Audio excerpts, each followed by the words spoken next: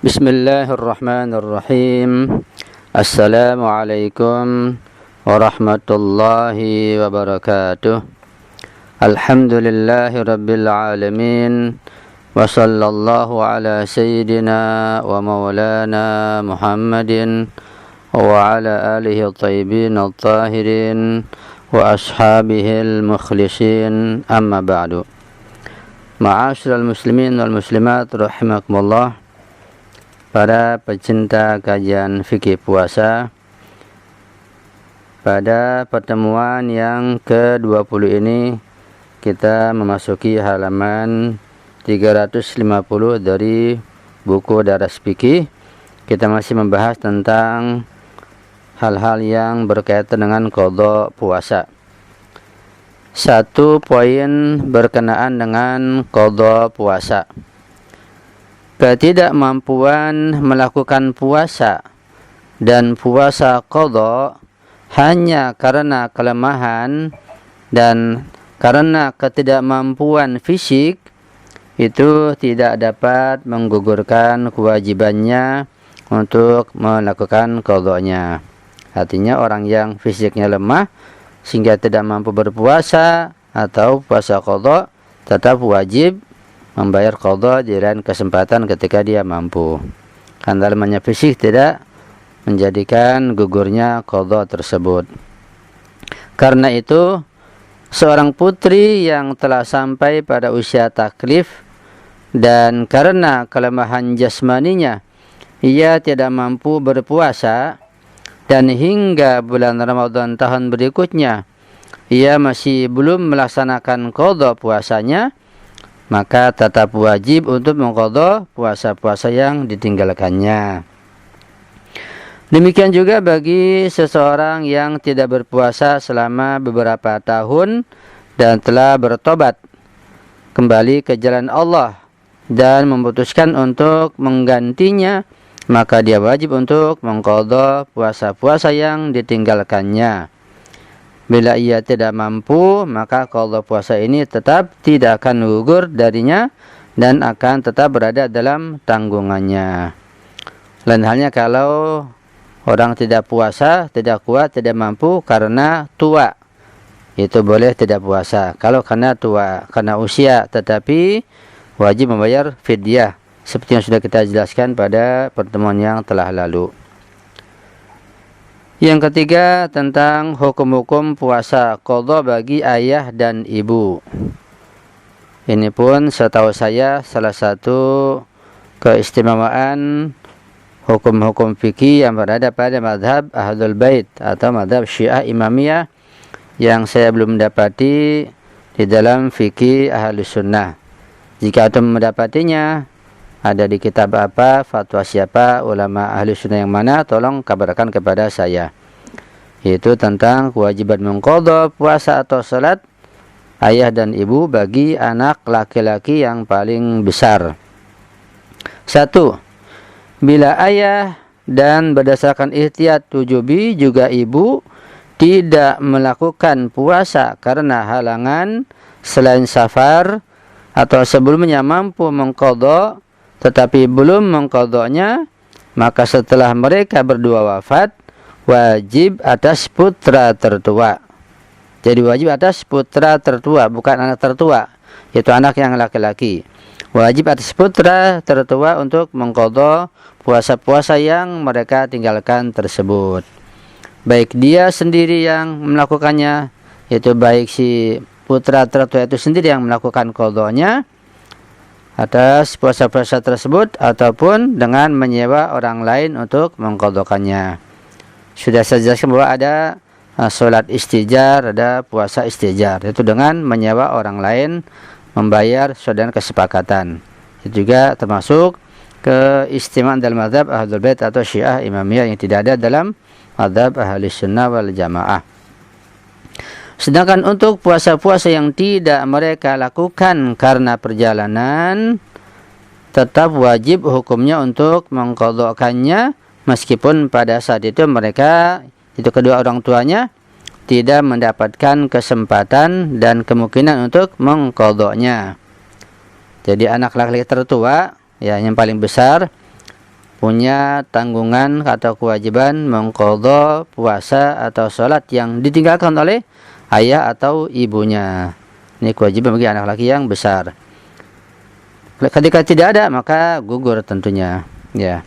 Jika misalnya anak pertama perempuan, kedua perempuan, kemudian laki-laki, maka itulah laki-laki dianggap yang terbesar yang diwajibkan mengqadha puasa atau sholat ayah ibu yang ditinggalkannya karena suatu halangan.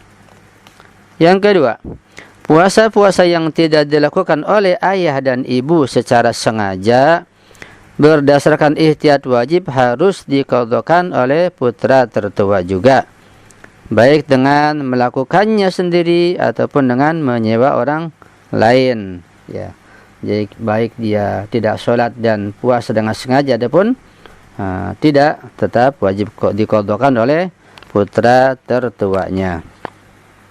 3. Berkaitan dengan sholat dan puasa qadha ayah dan ibu, tidak ada pengutamaan antara puasa atau sholat, masing-masing dapat dilakukan lebih awal atau lainnya.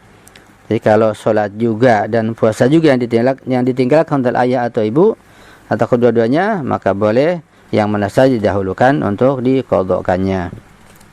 Yang keempat, tentang hukum-hukum puasa musafir.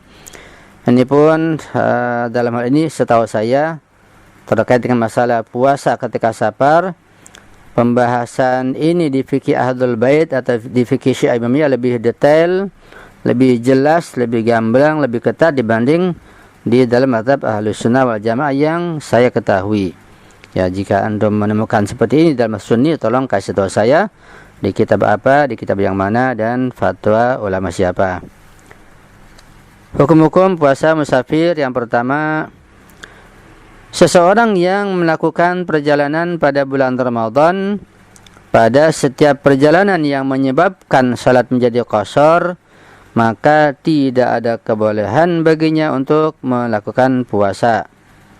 Ya, ini jelas bahwa dalam safar dengan syarat-syarat tertentu nanti akan dijelaskan pada bulan suci Ramadan, seseorang tidak boleh berpuasa, harus batal puasanya dengan ketentuan sebagai berikut.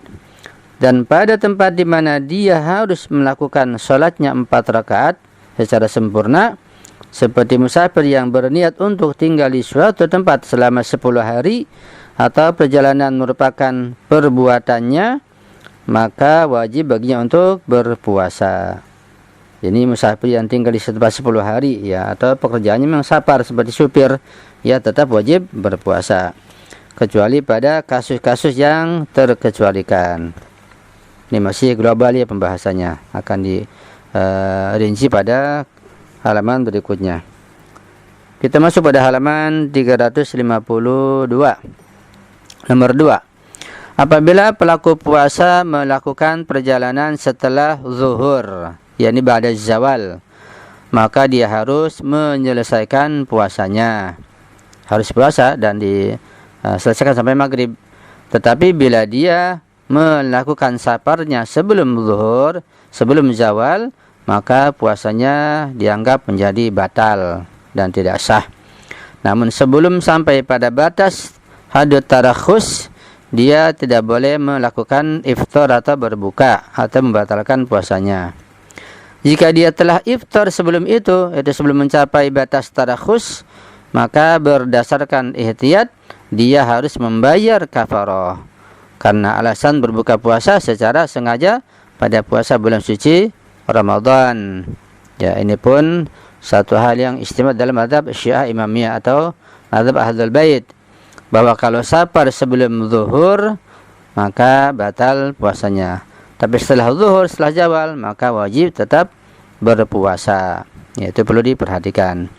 Dan juga ada masalah hadut tarakhus. Ya, ketika seorang berangkat safar ke kota yang lain setelah mencapai masafah syar'i, masafah tertentu, jarak tertentu, yang pasti batal puasanya karena berangkatnya pagi hari sebelum zawal, maka dia batal puasanya. Cuma di mana membatalkannya? Ya bukan di rumah tentunya, tidak boleh, haram. Tapi setelah hadut tarakhus atau di hadut tarakhus.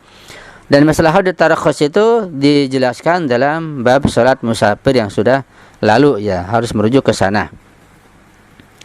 Ini masalah yang cukup penting, yang terdapat perbedaan di antara para imam mazhab, baik antara sesama Sunni maupun antara Sunni dan Syiah.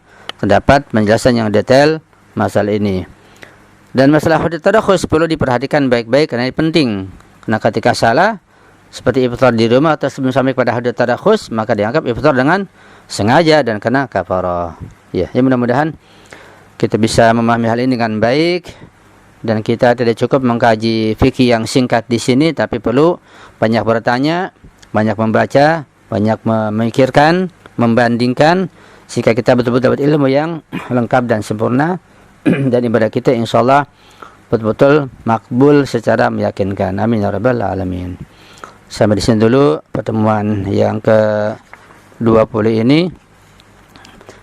InsyaAllah kita akan teruskan pada pertemuan yang ke-21 pada kajian yang lanjutan. Jika ada kesalahan, kehilapan, kekeliruan, tolong di islah, diperbaiki. Mohon maaf dan mohon doa antum selalu. Ana akhiri wa la famikum. Assalamualaikum warahmatullahi wabarakatuh.